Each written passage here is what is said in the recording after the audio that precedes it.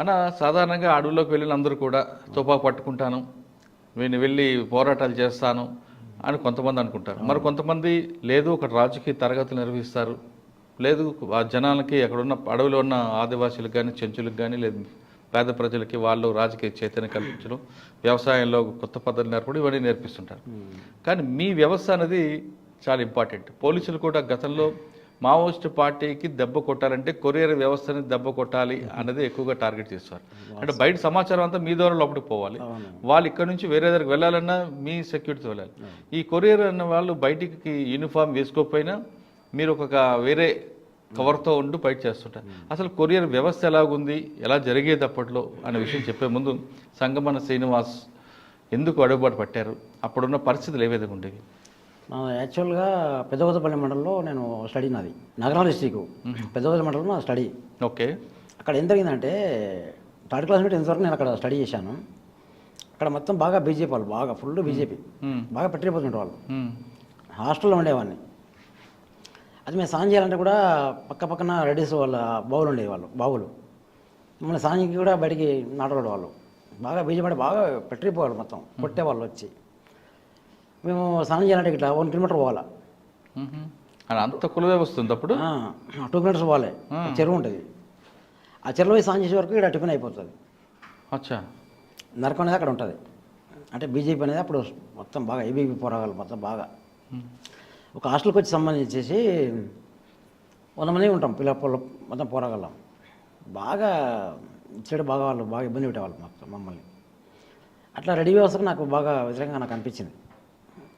ఎందుకు ఇట్లని ఆ మూమెంట్లో నేను 9th క్లాస్లో ఉద్యమకారులకు సంబంధించి మా ఊరే కల్వకుల గ్రామానికి సంబంధించి శ్రీధర్ అని ఎలియాస్ శ్రీరామ్లో అప్పట్లో లీగల్ పీరియడ్ అది.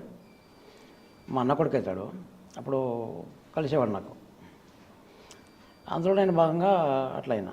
అంతేనన్నా హాస్టల్కి పార్టీ వచ్చే వరకు నైట్ టైం వచ్చినప్పుడు మాట్లాడడం, వాళ్ళతో మాట్లాడడం ఉండేదా? పాటలు పాడడం, పాటలు పాడడం, అది కూడా మీకు ఆకర్షణ అయిందా అటు? ఓకే. అంటే మీరు అటు వెళ్ళడానికి ప్రధాన కారణం ఏంటి? కుల వ్యవస్థ, కుల వివక్షన? ఇంతకుముందు కూడా నేను పెద్దదగడ ఒక దగ్గర నేను మెడికల్ ప్రాక్టీస్ పెట్టాను. మెడికల్ ప్రాక్టీస్ అక్కడ టీస్ ఉంటాయి, చాలు కప్పులు ఉంటాయి. ఎస్సీలకి ఉంటాయి, బీసీలకి ఉంటాయి. వాడు టీ తాగాలే, అది కడగాలాడు, వీడికి అడగాడు. అట్లాంటి నాకు బాగా ఇబ్బంది అనిపించింది. హాస్టల్లో ఉన్నప్పుడే దళం వస్తున్నప్పుడు కొరియర్లుగా మీరు కూడా పనిచేసేవారు కదా? యాక్చువల్గా అమ్మ నాన్న వాళ్ళు కూడా, మా మామ వాళ్ళు కూడా సిపిఐ పార్టీలో పనిచేసేవాళ్ళు. వాళ్ళ భావజాలం అప్పటి నుంచి ఉంది. అమ్మది నాన్న, మా మామయ్య, పెద్ద మామ, చిన్న మామ అంతా ఒకటే ఊరు, అదే ఊరు. అదే మాకు ఇట్లా ఇంకోటి అక్కడ నడుస్తున్నటువంటి వేరేగా ఉన్న సమస్యలు, ఇబ్బందులు, అట్లా వెళ్ళిపోవాల్సి వచ్చింది. అచ్చా. ఫస్ట్ మీరు దళంతో ఎప్పుడు కలిశారు? నేను 94లో కలిసాను దళాన్ని. ఏ దళం అది? పానగల్ దళం. ఓకే. అప్పుడు మన రామన్ అని చెప్పి జనరల్ అతను మన ఇంటికి వచ్చిపోతుండే అప్పుడప్పుడు. నాకు సంబంధం లేదు, మా ఇంటికి బాగా పరిచయతుడు అన్న. అప్పుడు నేను ఇంటర్మీడియట్ చేస్తున్నా. నాకు కొన్ని పుస్తకాలు ఇచ్చేవాడు అన్న వచ్చి. అప్పుడు నేను మెడికల్ ఫీల్డ్ నాది, అప్పుడే మెడికల్గా చేసుకుంటాను నేను ఓన్గా. అంటే మెడికల్ ఫీల్డ్ ఏం చేసేవారు? నేను ఆర్ఎంపీ యాక్చువల్గా. అయితే కొన్ని సందర్భాల్లో పార్టీకి సంబంధించి కొంచెం ప్రాబ్లం ఉన్నప్పుడల్లా గ్లూకోజ్ పెట్టడం, అవి పెట్టడం అడిగిర్రు. ఏదన్నా ఇట్లా తీసుకుపోతున్నాం అర్థం కాలేదు ఇట్లా అని చెప్పేవాడిని. ఏళ్ళన్నా ఇట్లా అంటే ఇంకా సరే పెట్టేవాడిని, గ్లూకోజ్ పెట్టి వచ్చేవాడిని. అటు పెట్టే క్రమంలోనే పోలీసులు మా మీద దాడులు చేయడం స్టార్ట్ అయ్యారు. నువ్వు ఎట్లా గ్లూకోజ్ పెడతావు ఇట్లా అంటే, నేను ఆర్ఎంపీ సార్ ఎవరైనా పెడతా ఇట్లా అని చెప్పాను. అంటే బయటికి ఆర్ఎంపీ డాక్టర్, లోపల వాళ్ళకి సాయం చేసేవారు. అంటే జరిగింది అది. నెక్స్ట్ అక్కడ నుంచి మాకు బాగా పోలీసు బాగా టార్చర్ ఎక్కువైంది. నెక్స్ట్ పనగల దళంకి అన్న తీసుకుపోయాడు, జనదన్ పనగల దళంకి. అప్పుడే నా పేరు రమగస్ అని అన్న పెట్టాడు. నా భార్య పేరు వాళ్ళ భార్య సీతక్కని ఉంటుంది, ఆమె ఉండి భారతకని పేరు నామకరణం చేసింది. మా పెళ్ళి కూడా అక్కడే తోడుకురుతుంటుంది, నగరం పక్క తోడుకురుతుంటుంది. బాగా నైట్ 12-1 అవుతుంది టైం, ఫుల్ వర్షం పడుతుంది. అప్పుడు మాకు పెళ్ళి అయింది. సరసార దళం, పనగల దళం 2 దళాలు కలిపి మాకు పెళ్ళి చేసింది.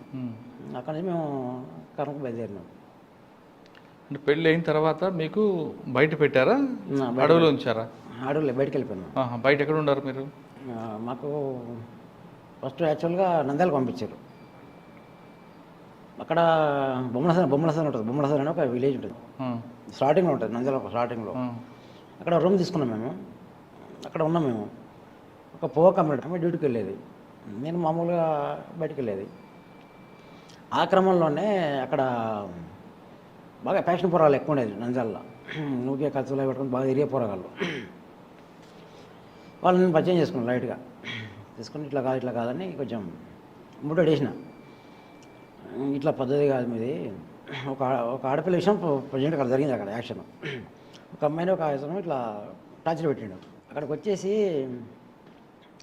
నాకు అప్పుడు వాళ్ళందరూ మార్చిన నేను దాదాపు అంటే ఒక 15 మంది పోరగాళ్ళు మొత్తం మంచిగా నీట్గా అయ్యారు. అంటే మన ఉద్యమం కోసం నేను మొత్తం ప్రిపేర్ చేసుకున్నాను మొత్తం నీట్గా.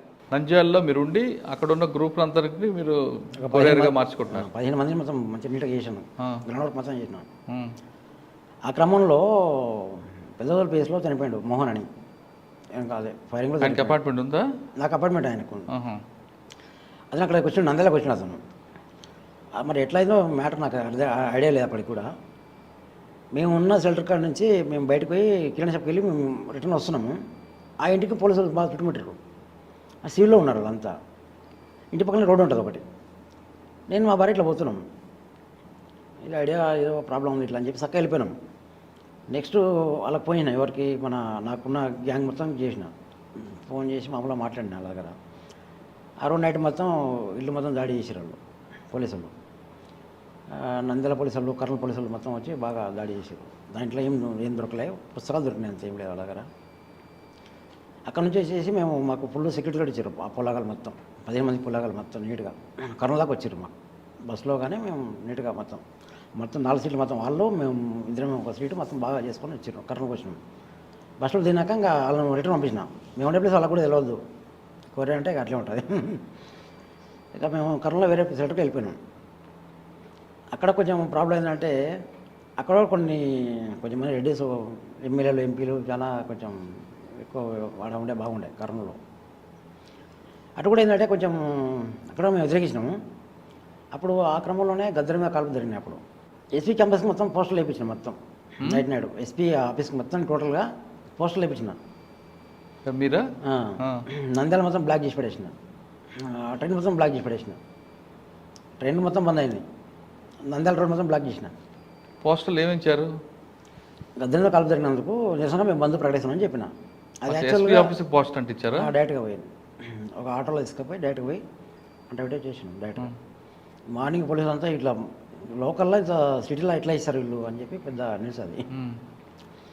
అది యాక్చువల్గా అది నేను చేయదు, అది నాకు పార్టీ డిసిషన్ కాదు, అది మీ సొంత నిర్ణయం. అది లాస్ట్ నా పార్టీ కూడా పిలిచింది. ఇప్పుడు రాజన్న ఉండే కదా, మన పనగ తెలకమంటారు, రాజన్న ఉండే. నాకు ఒక అపార్ట్మెంట్ ఉంది ఎవరు డిస్ట్రిక్ట్ కమిటీ దగ్గర. వచ్చినప్పుడు ఏమి ఇట్లా చేసినట్టు కదా ఇట్లా అంటే అవునా అని చెప్పి, అది ఇంకా మీ కమిటీలో మాట్లాడుకోరు అని చెప్పాడు అన్న. కమిటీలో మీరు డిస్ట్రిక్ట్ కమిటీలో మాట్లాడుకోరి, అట్లా చేయదు కదా, ప్రాబ్లం అయితే మీకే నష్టం కదా అంటే నాకు ఇష్టం చేసినాను అట్లా అని చెప్పిన. జిల్లా కమిటీ కూడా నాకు చేయొచ్చు కరెక్టే, నీకు కరెక్ట్ ఫోర్స్ లేదు అక్కడ, సెక్యూరిటీ లేదు, నీకు అన్న జరిగితే నష్టం చాలా పెద్ద ఎత్తున నడుస్తుంది. మనకు 3 ప్రాణాలు దగ్గర ఉంటాయి, లైఫ్ మొత్తం దగ్గర ఉంటుంది, నువ్వు అట్లా తొందరపడి చేసినావు కదా అని అన్నారు.